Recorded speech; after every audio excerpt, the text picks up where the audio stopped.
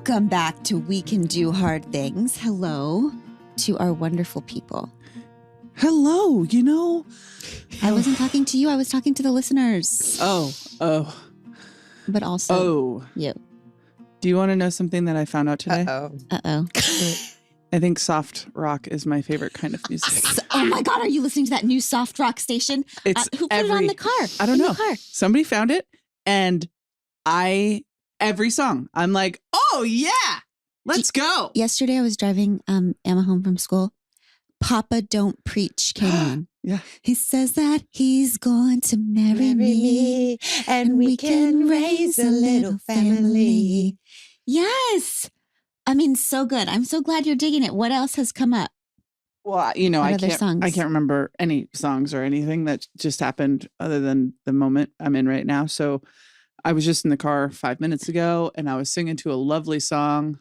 You don't know what it was? Oh, honey. Speaking of Papa Don't Preach, do you remember when we used to get together with all the cousins in Ohio and we would do talent shows?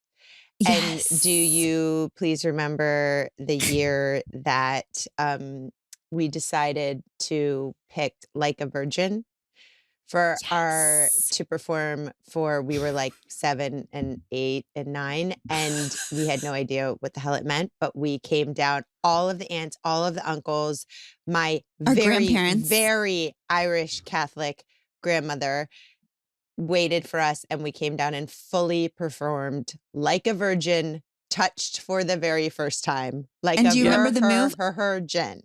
Yes. I remember the move. I remember we'd all put out our left hand and go, touched for the very first time, and touch our arm back and forth. Yeah. Oh, we were amazing. Yeah. This dance. Yeah. And do you remember the faces? Their faces? They just were like stone faced, just staring at us. I was like, wow, we are really impressive. They are speechless. Blowing their minds. So yeah, that was my 2 cents for today. Thank you, babe. Random thoughts. Soft rock for all. Which is a good segue because I feel like soft rock might be a lot of people's pet Yes. Yes. Ooh. So we are in this year of our Lord 2022. We have decided for us, you do you, but we have decided for us that 2022 so far is the year where we just we're out of giddy up. Mm-hmm. We're all fresh out of giddy up. We are no longer Rosie the Riveters. We are no longer full of resilience. Mm-hmm. We used all that up. And so this is the year where we survive by going largely dead inside. Mm-hmm. It's an army crawl, a full on, it was a go get 'em cowgirls. And now it's just an army crawl inch by inch. Yeah. Yeah. Mm-hmm. It's that thing that you see on the interwebs where it's just like people ask you how you are and you just gesture vaguely. Yeah. I love the gesture vaguely tweets. Yes. Just at everything. Just so we have, though, figured out that there's one vibe of 2022 that we can embrace and that might save us. And that is absurdity.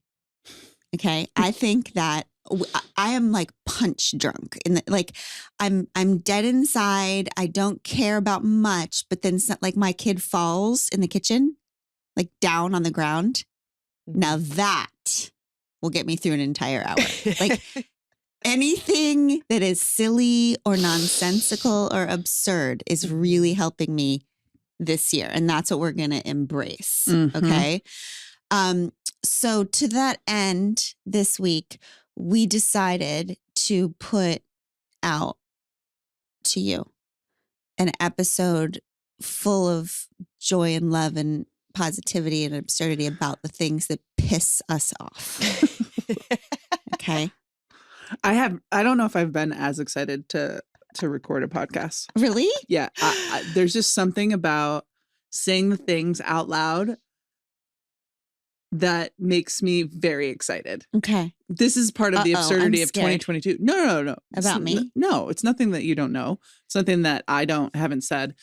But it's just it's fun to talk about the shit that pisses us off. Yeah, pet peeves. It's so fun. Because I feel like right now, I mean, we do this whole thing where we talk about the super hard, legit things like, oh, we need to talk about these deep pains, and naming them is helpful. But we feel like these little peevish things that just annoy us are our little problems. But I think naming them and having other people be like, yes, because we are all on the solitary last nerve. It's like we had all the nerves. Yes. The camel was unburdened. And now after 2 years of pandemic, the camel, it's too much straw and the nerves are one. And so this is why right now it's like we could take 18 months of the people in our house slurping up their cereal. But on the 19th month, it's done now. It is done. That's we right. are finished. Yeah. Well, and we also cared about, the reason we didn't say anything or lose our shit before is because we still cared about making it through well. Mm-hmm. Like we felt like if there's an end line, we were going to have our moment where it was going to be over and people would look at us and our family and say, wow, you did it good. You were an angel in the house. Like you just good and faithful won. Servant. You have done yes, what a love warrior you were. But now we've realized that's not going to happen. We don't even see an end line. So we no longer care what people think of us in our home. Like we just want to stop hating everybody.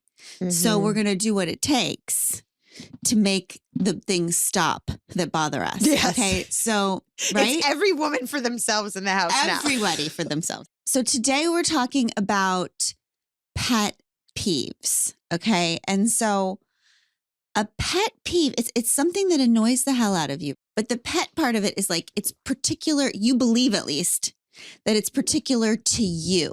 It's something that insults your soul. The Whitman thing.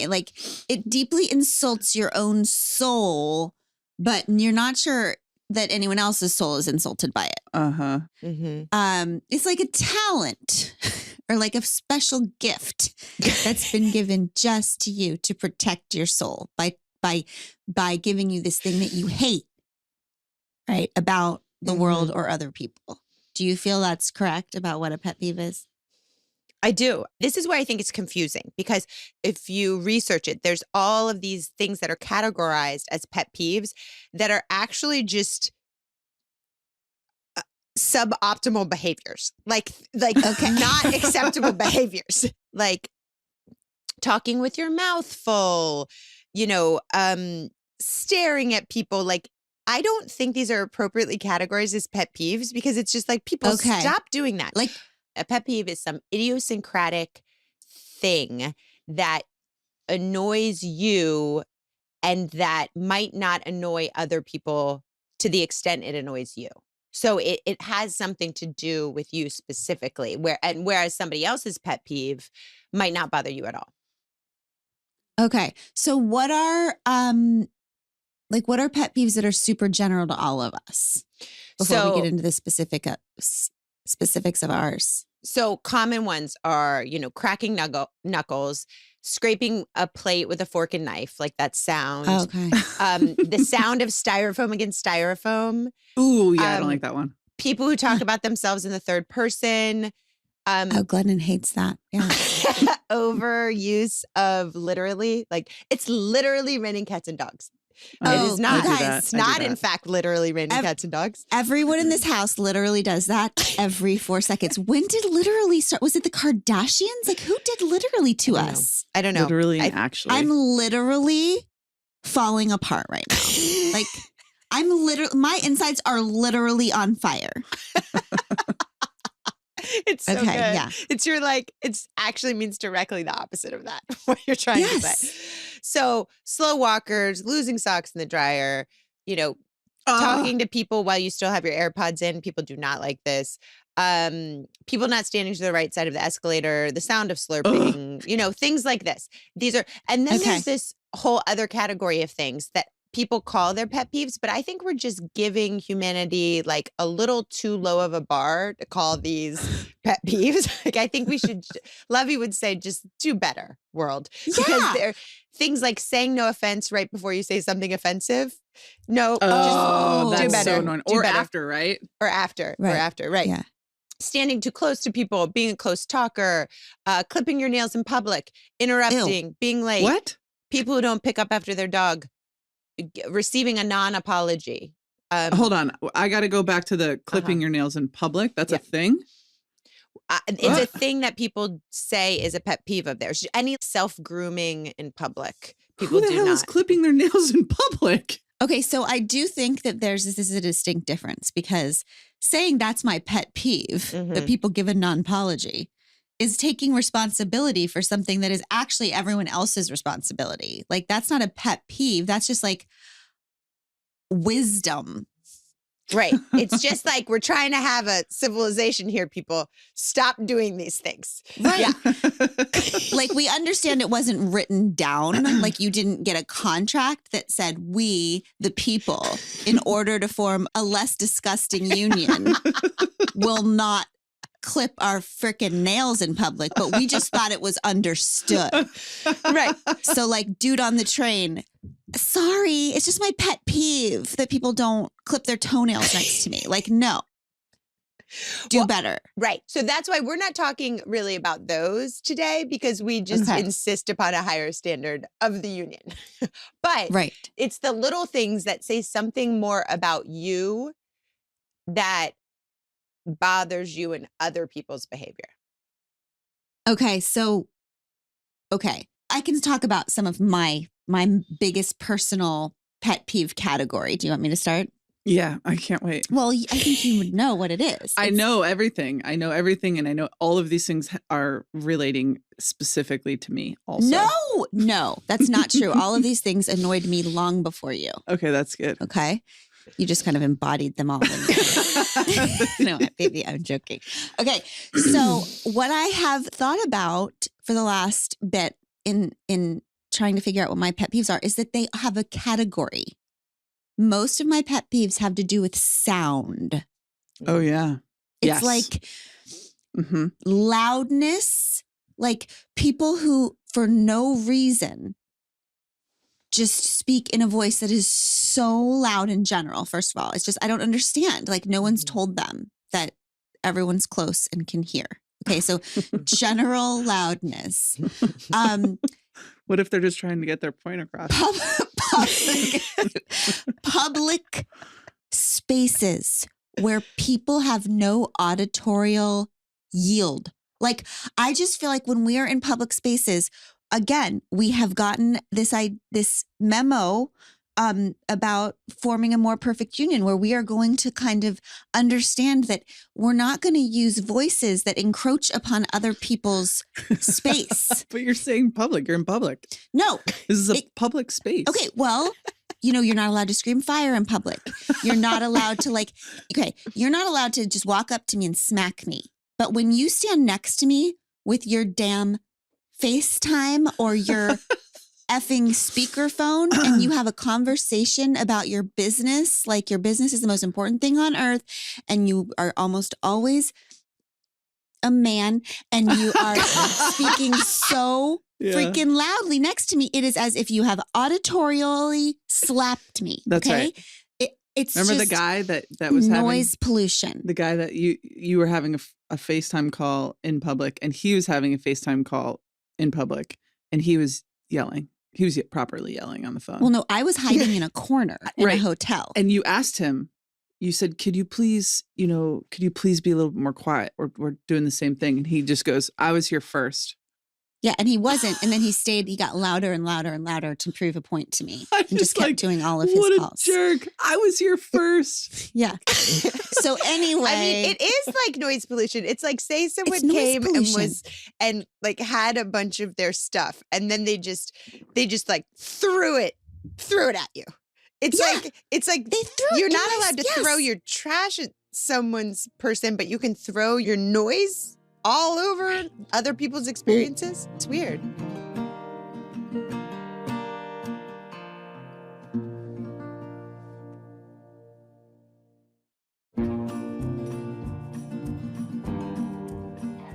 How about the people that purposefully spend extra money to make their cars louder? That's something I can't understand. So that I have a freaking heart attack every time their car drives by, it is as if I have to recover. And it's like, did you not get enough attention as a child? Like what? Why with the loud cars? What about the noise upsets you? Okay. Well, why is it upsetting? Well, because no judgment. Like, why is it upsetting? Well, I mean, I think that there are some people who are probably more highly sensitive to noise, right? I'm clearly always been a highly sensitive person. So noise makes me, I mean, when you sneeze or when the doorbell rings, it is as if I have been attacked by enemy fire. I know. My body doesn't know how to, I can break out in a cold sweat. You know that. I know. It's terrifying to me. I've gotten the look like I've actually hurt you after I've just done something my body naturally does. She looks at me with death eyes and I'm like, I'm sorry. And also it's a sneeze. I can't warn you. It just happens. Like, there's no warning. Hey, babe, I'm about to sneeze, you know? Do you know, I'm a big person. It's an attack. Another reason why I think your kind of like FaceTime and speaker phone conversations in public, why it's universally annoying to a lot of people. They did studies of this where it's the fact that your brain's job is to have closure on things. Your brain can't like shut off that conversation. They call it a half-a-log. Your brain is hearing half of the conversation. And first of all, you're annoyed that it has intruded on your space. But now your brain is doing the work of figuring out like, whoa, is he being rude to that person? Or what are they negotiating? Or what is happening over there? And your brain is trying to figure it out. But you're not getting all the information. And so it frustrates your brain. And that leads to to another level of annoyance. That makes sense to me because I'm such an internal person. So I'm always thinking things through. I'm not really in the outside world anyway. I'm internal. So when you come in and with all your noise, it's like you've entered my brain. You've interrupted. Yeah, you've interrupted me. It's basically even though I'm by myself and not speaking to anyone, you have completely interrupted me. Right? So it's like, and co-opted my brain. Like now you're giving my brain a job to do that my brain didn't have before. Now I have to figure out, I don't know. Are they going to get through this? Is this a breakup? It's going to happen right now. And I have to, my brain is involved in what you're doing. Yes, my brain is involved in your business call. And I do just feel like there's something that insults my soul also about it. Like you really don't see anyone else around you. Right. Like the fact that you, like on a plane, and then the dude is having he's using his outside voice to have a business call. Like he actually believes this is the most important thing, not to him, but to everyone else in this cabin. There's just something that really. Well, it's like vocal manspreading. It's like you're taking it's vocal manspreading. And then it turns into a hostage situation. And we're all in a hostage situation. And you know what else bothers me? Is that we all have agreed that we will just all be uncomfortable and annoyed. But we won't interrupt the guy who's interrupting all of us. We won't say to him, dude, are you effing kidding me? We just all have to suffer silently. So mine category of pet peeve is sound boundaries, which I'm going to now call soundaries. Oh my God. For however long we've been knowing each other and together and married, this is the thing, right? This is your thing. And so I wonder, and I actually, this is an honest question. This is not like trying to be snarky in any way. Right. Is there any part of this that is your responsibility to train your brain to not be interrupted? I don't know if I can not be interrupted, but I fully believe that my obsession with quiet is a slice of insanity on this earth that I am living on with other people and machines. Yes, I hear you. I do understand that. But because it's so problematic for you in your life, in almost every public arena and even in your private life, living with me, is there then a cause to like, let's try and work on maybe not having this thing affect you in such a negative way? Is there a way that we can work on loud noises not being so interruptive to you? in your brain. I wonder. I would love that. I'm not against progress. Okay. And wow. I also would love to have peace, and I would love to not be so upset by noise. What do you think, babe? What's your pet peeve? Is it having to hold in sneezes? Yeah, having to hold in sneezes. That's not a pet peeve. That's just painful. Okay, so I've got a couple. Number one, like slow walkers, like anybody walking slow. I don't get it. I have to text her in airports sometimes because she's so far ahead of me that I can't. It's nothing I can do about it. She can't hear me, so I have to text her and say, I'm back here.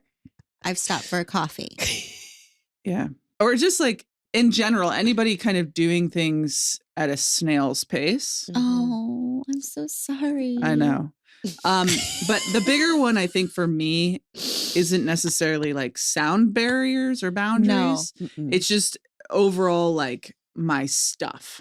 Ah, yes. Being the youngest of 7 kids, I don't like it when people, like for instance, Emma just came into my room this morning and she's like, can I borrow your tweezers? And I was like, you know what? Just have them.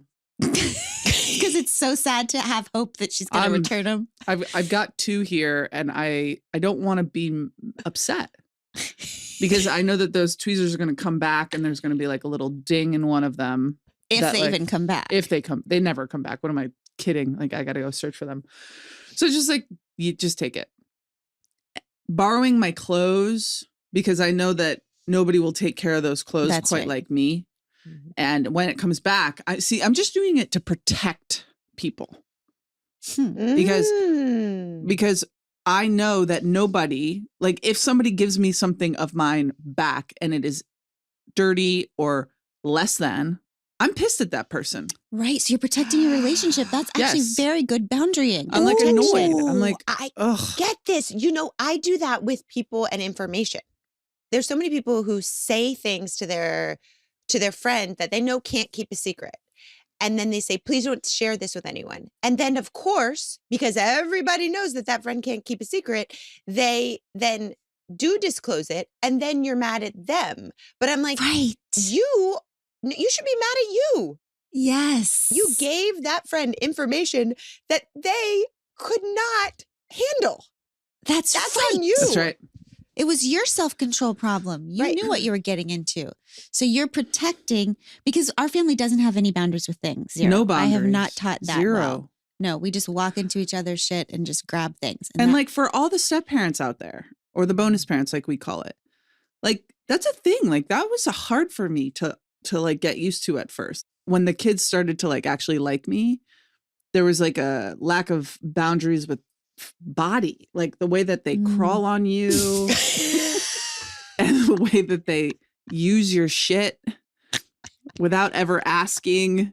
And then the way that like parasites. Yeah. I just couldn't understand it. I was like, no, this is adult stuff. Like this is an adult shirt. You're not allowed to wear an adult shirt. Like our children walk into our room. They get in our bed. They get out of our bed. They go into our closet. They go through our I've never, ever taught stuff boundaries. I mean, the middle of the night bed sleeping, I didn't get this. I mean, I came in, Emma was 8, so I get it more with her, but Tish was 10, Chase was 13. And like, there were times where like all 3 of them were in our bedroom sleeping. Somewhere on the floor, somewhere in the bed. And I'm just like, I guess this is what life is now.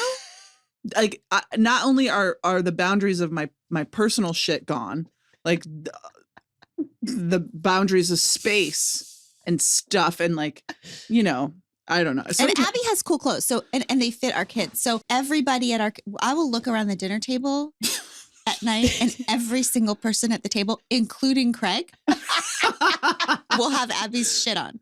Yeah. That's something. So do you think that was a gradual, because when you put it like that sounds crazy.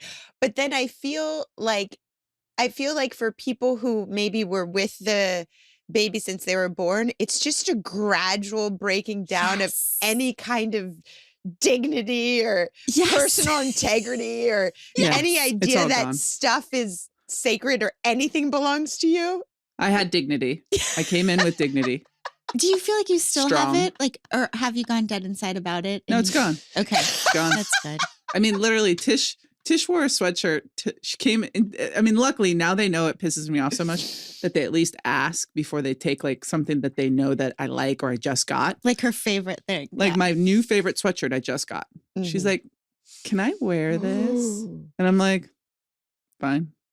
She's like, "Thank you." It is one of your things, and it makes perfect sense as the youngest of 7 and not going through the slippery slope of loss of dignity with coming in late to parenting. Yeah. And you want the things put back. Just put where they belong. Back.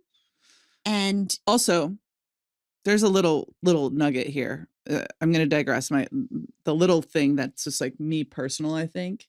Are you going to talk about the sink? Mm-hmm. Glennon was really leaning into the borrowing because it didn't affect her. Okay, so the sink that we have, the sink that we've always had, the sink that all people have. The sink that all people has have. a hole. Some sinks have a disposal thing that, you get to wash the food down and then you press a button or you flip a switch and the disposal, it gets all of the food. Are you saying disposal? Disposal. What? It's like it's a garbage, that. Wait. Disposal. A disposal. I think I call it a disposal. He's saying a disposal. It disposes all. No. All food. And my family seems to think that the disposal is just for when food goes down the drain, not to rinse food that is on the bottom of the sink. Mm. Dishes need to get done by the folks in our family the way we do it.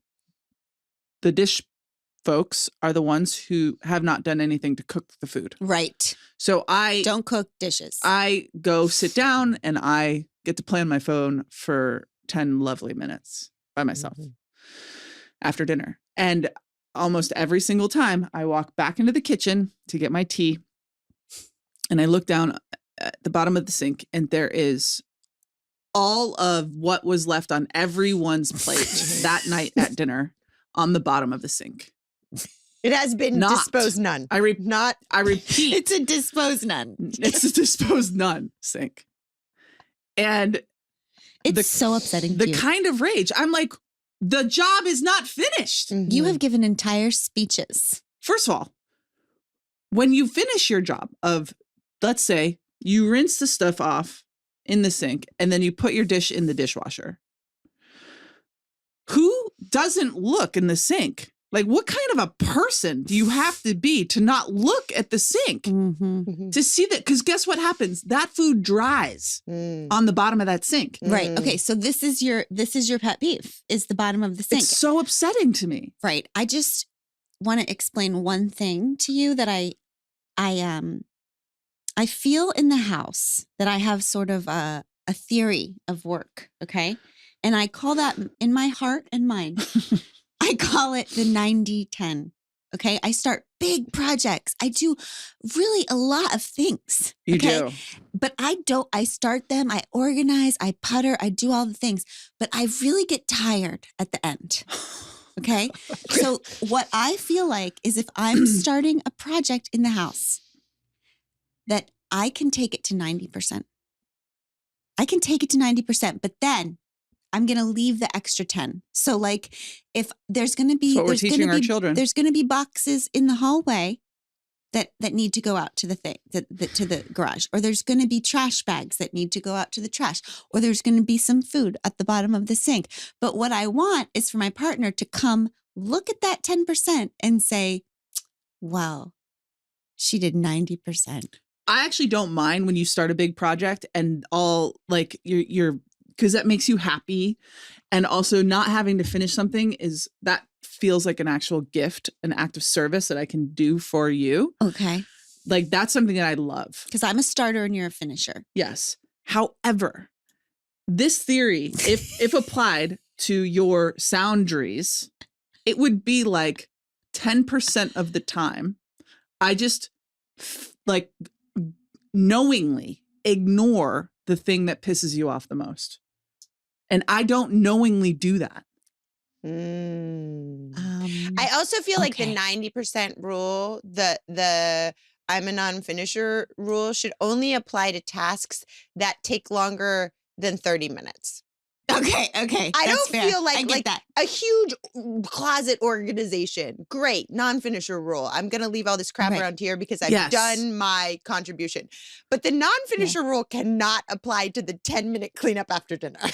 I just feel like actually, no. Such a good Here's point. what we're actually talking about, Damn sister. It is not a 10-minute situation. This is a 5-second deal. This is grabbing the sprayer, turning the faucet on, spraying water for 5 seconds, turning it off, and their job is done. Okay. So finishing, not putting in effort is really pisses you off because you also, I would say another of your pet peeves is when we're watching the sports. Oh, don't get me started on people who jog places. Right. You don't ever take a fucking play or moment off. Like ever.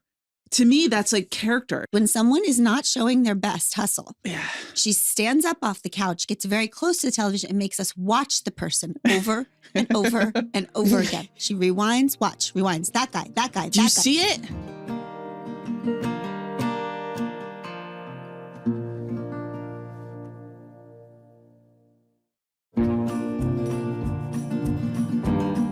Sissy, what do you think? What is your category? If Abby's no hustle, her pet peeve is no hustle. My pet peeve is no yield. If you're not yielding auditorially, if you're not yielding on the street, if you're not yielding in spirit, you insult my soul. It's almost like we're opposites. Yeah, almost interesting. like you're opposites. I have some common ones, like even thinking right now about chalk makes me want to it hurts my teeth. Why does it hurt our teeth? I don't know. It's very upsetting right now.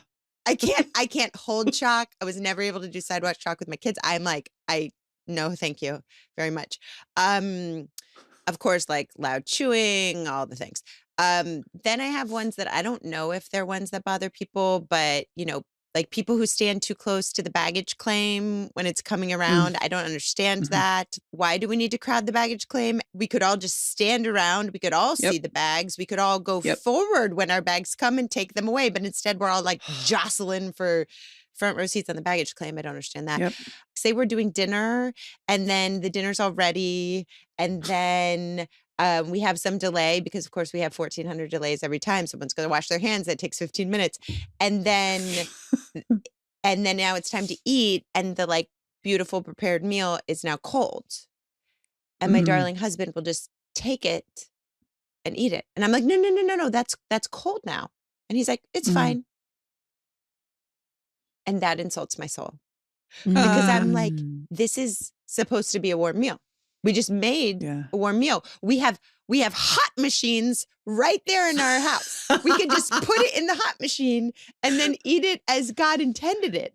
And he's like, yeah, it's fine. Good. And I don't understand. I don't understand that. He's trying to be polite. And also he's like from a big family. Like we ate lukewarm food forever. But also, sorry, no hustle, no yield. You're no fine. You don't like fine. Don't give sister fine. That is one of my pet peeves. Don't give sister fine. Fine. People saying fine about anything. How is it? It's fine. You might as well say you are just average and barely. Fine makes me like throw up in my mouth. Just the word. Yes.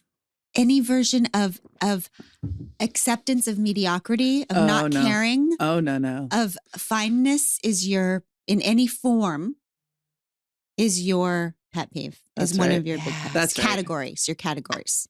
I also have another totally random one that I don't know. It's weird, but the phrase, I didn't have time. I didn't have time to do that. I didn't have time to get to that.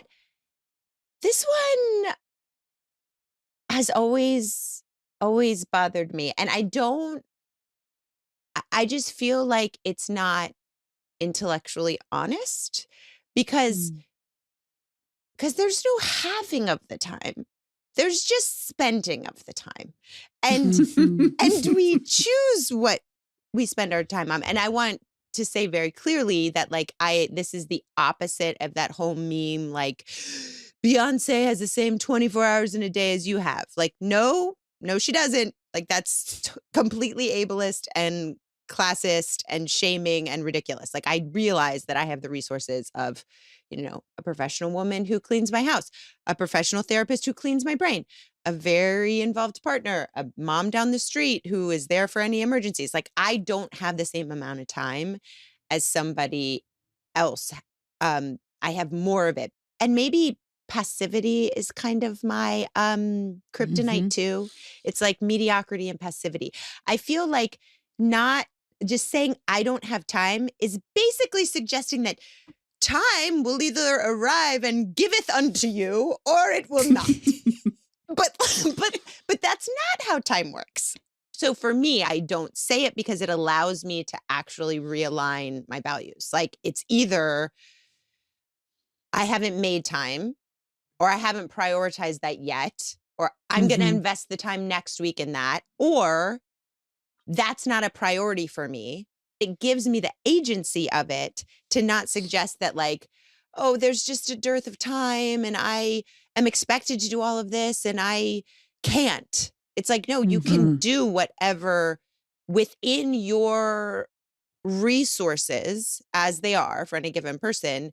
Just do with your time what you place the highest and best value on. Yep. That's not to say that you should maximize every bit of time. That's the opposite of what I'm saying. I perfectly respect people who are saying, I invested a lot of time this week in my family. I'm prioritizing my kids' practices. I'm going to make time for that next week. I respect that more because you're claiming what your time is. I just want to clarify that I'm not saying optimize and make your time most efficient. It's like actually be honest about what you're doing. And in fact, nobody has time for everything. So, but you are making time and you're investing time in other shit. Yeah, I get that. What else? Do you have any other ones, Sissy? I mean, I really don't like a passive aggressive CC on an email. Do you ever notice that where people think they're like telling on you or something by CCing someone on the email and you're like, nope, nope, we're not doing that here. Yeah, passive aggressive CC. Yes, I have experienced those and I'm sure I have done those. Yes. Oh, done those. Okay, let's talk about the things that we do that are annoying to other people. I know I have a shit ton of things that are so annoying. Okay, well, what are some of yours? I have a lot of them. I'm perfect. I ask questions incessantly during TV shows and movies. Oh my God. That's illegal. Yeah. Actually, I do know that about you. We barely ever watch TV with you because you are, trying not to be mediocre. And so I pretend when you're with me that I don't watch TV all day, which is what I actually do. I'm obsessed with reality TV and I've tried to watch it with you and it's so awful. You can't understand. You can't understand what they're doing. You can't accept the housewives for who they are. To ask me questions as if any of it's logical. Why is she doing that? Why is she screaming? Why is she behaving that way? Who is so-and-so? Why does she dress that way? What do you mean why? We don't ask why. The Real Housewives are not to ask why too. And also, you're not 10. Right. Just keep thinking. Just be quiet and keep thinking and just keep reading. Like when you read and you just keep reading and you get context. It makes John want to stab his eyes out. Of course. He looks at me like, I can't believe I love you. You're horrible. You're horrible. I don't know why. I can't stop. I'm like, do you think she's really gonna, they're not gonna let her die in this movie, are they? I can't. I all the time. Can't stop asking. I also do this very annoying thing where I say, in a very passive aggressive way, like, we should do X, like, we need to take out the recycling. We need to, but I 100% for sure mean I would like you to. Yeah. But or even more, you mean, why the hell haven't you yet? That's what you mean. But I think if I say oh God, it's so bad. Yeah, I do that. And then, I am late, and I view my lateness. Why? Because I chronically I start going places later than I should. Okay, now that is intellectually honest. Thank you. But I always, in my head, am like, oh, that was situational. Oh my God, can you believe? Except that every single time it takes me 20% longer than I give myself. But then I act like that 20% is a complete fucking surprise. Every time. That's interesting. I would say that. Yeah, what are yours? I think it's interesting that you have lateness as one of your annoying things, and lateness to me is a pet peeve. Oh, no, it's not it's like a phobia of yours. It's like a deeply rooted, scary thing for you.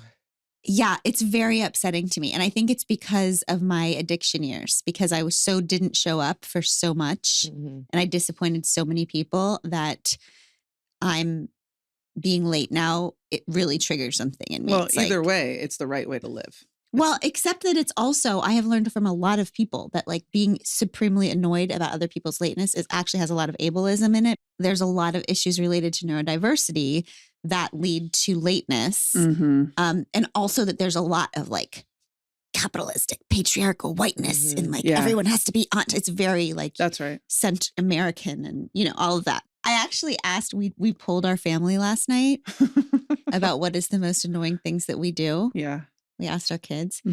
And I think it's interesting that what you said to me about the most annoying thing about me is how easily annoyed I get. That like actually having so many things that disturb me is the most disturbing thing about me. Because that's awesome. Yeah. Because it's like, first of all, just annoying, but there's like a serious thing about it, which I think that probably anybody who lives with somebody with anxiety or deals with the ripple effects of that, which is that it affects the whole family's experience all the time, because everyone's feeling like in public places, they have to like protect this person, or they are now hypersensitive of everyone's volume and everyone's blah, blah, because this person has rippled their anxiety into the rest of the family. So I think being so easily annoyed is something that is annoying. Yeah. And by the way, I just want to like make sure the pod squatters know that Glennon and I talked at length about this, and this is something she also understands and accepts as part of who she is. Totally. I'm not trying to like point and get her and point something out. Like, although we should do an episode like that. I love like a surprise attack. Glennon's sensitivity is one of the things that I love about her the most. And it makes it the hardest in moments to like live with her. And I would bet our family feels that way, but I'm not attacking you. I think that this is who you are, and I have to come to accept this about you. But sometimes it's just like when a sports game is on and I scream because there was a play, there was this moment that was amazing, and I'm like, oh my gosh. And I'm on the floor in the kitchen. Like how are we being attacked? Are the kids okay? And then you realize like, this is sports. This is things. So we have this, like, there's a moment in time where we fight this like invisible battle, I suppose, that is like, I'm doing the right thing. And also you're doing the right thing. And it's just like a thing. It's marriage. It's like, oh, here we are again, where you're being you and I'm being me. And there's nothing we can do about it ever. That's right. And there's there's no point of saying sorry. Yeah. Because nobody's freaking changing. Right. Like if we love each other madly, if we could have, we would have for each other. No. Abby's going to keep being loud and surprising. I am going to keep being ridiculously sensitive about that loudness and surprises. And we're just going to keep staring at each other forever, just being like, here we are again, you being you, me being me. And I think accepting that moment, right? Like that invisible irkness, that invisible moment where we're both like, I can't believe, like accepting like, oh, that is who you are. That's right. What's your annoying thing? Well, I'm pretty perfect. Can we talk about sneezing? Yeah. This is so the sneezing, the loudness, the sneezing and the coughing that I don't, first of all, I don't muzzle or mute myself. You're unyielding. Quite like the way that you would want. And I sometimes forget to cover my mouth. I just want to point out this is a very common one. But this is not. I suggest it goes on the do better list, not on the pet peeve list. That's this is right. This is right. I am a former preschool and third grade teacher, and I know that everyone gets taught that we the people, in order to form a less virusy union, freaking put our arms over our mouths when we sneeze as an act of service. But babe, now you too could be a patriot, Abby. Exactly. Yes, the masks now, I'm just like, I'm good. I'm just like, I just cover the sides, make sure it doesn't come out. To be fair, but have you always done that? Or did you, before our marriage, feel like it was okay just to sneeze out loud in a room? I felt like it was fine. Yeah. And it's not. I know it's not. I know in my mind it's not. But also the sneeze comes at me quick and powerfully. I just want to say at the end of this pet peeve conversation. Yeah. How are you feeling? You pissed at me? No, I just love you so much. I love you too. Thanks. And I know you're going to be Abby and I'm going to be Glennon and sister's going to be sister. And this is the way that we continue moving forward in our marriage is just like because the beginning parts of relationships, it's just like, oh my gosh, everything is so new and you're amazing. And then it turns into deeper loving and all the things. And then it's just like, basically we just got to accept each other. Well, and don't you think that the thing that attracts you to each other is like, I'm sure that one of the things that attracted me to you was your like living largeness, was your taking up space, was your boldness. And that's what drew me to you. Okay. So what is our next right thing? I don't know. Tell us your pet peeves. Yeah. I want to hear from the pod squad what your pet peeves are. And I think the next right thing isn't just that. I think it also needs to be about what are we doing? Because we know having said these pet peeves out loud, I think that now it's like, oh, is there a way I can kind of lessen the ones that are annoying other people around me and also work on the ones that annoy me because I'm the one that's suffering over here. So it's like, is going dead inside about people borrowing my shit what I need to do so as to not suffer myself? Right. So going dead inside as a strategy, full circle. How can we go dead inside about these pet peeves and which ones are in the do better list? Because, one of the best things that ever happened to me is when one of my friends gave me a stack of business cards that say nothing but stop talking. And you can go around the airport and to the man who's doing the very loud business call, you can just hand him a card that says stop talking. I've never actually done it. Yeah. I'm like, but they're in my purse. Right. And they feel good. Right. Being there. Right. That would be so fucking amazing. In case if of you did it one emergency. time. You forgot to mention manspreading on a plane.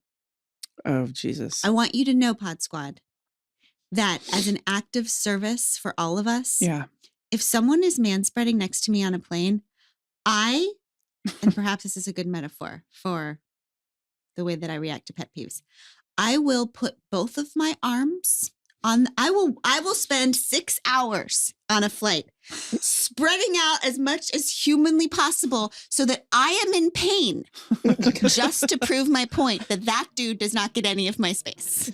Oh my God. Okay. It's upsetting for sure.